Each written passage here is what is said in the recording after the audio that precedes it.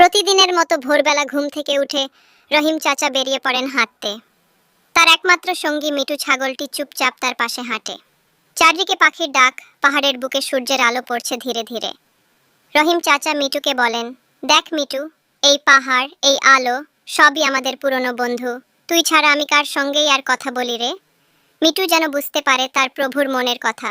সে মাথা নেড়ে হেঁটে চলে পাশে পাশে। হঠাৎ করেই আকাশে জমে ওঠে ঘন কালো মেঘ। শুরু হয় ধীরে ধীরে বৃষ্টি। অন্যরা যখন দৌড়ে ঘরের ভেতর ঢুকে পড়ছে, রহিম চাচা তখনও হাঁটছিলেন মিটুকে সঙ্গে নিয়ে। পথ ভিজে গেছে, পা পিছলে যাচ্ছে বারবার, তবুও রহিম চাচা থামেন না। তিনি বলেন, জীবন যেমনই হোক মিটু, চলতে তো হবেই। রোদ থাকুক, বৃষ্টি আসুক, তুই আর আমি একসঙ্গেই হাঁটবো। মিটু একবার চাচার দিকে তাকিয়ে মাথা ঝাঁকায়, যেন বলছে, হ্যাঁ চাচা, আমি তো আছি। বৃষ্টি থেমেছে, আকাশে মেঘ ফুঁড়ে সূর্য উঠেছে। সেই আলো নিয়ে রহিম চাচা ও মিটু ধীরে ধীরে হেঁটে চলেছেন।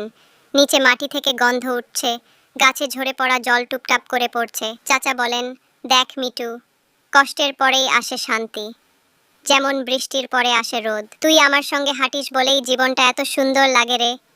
মিটু হালকা করে ডেকে উঠে, যেন চাচার কথায় সায় দিচ্ছে। চাচা হেসে বলেন, তোর এই মুখটাই দেখলে মনটা ভরে যায় রে।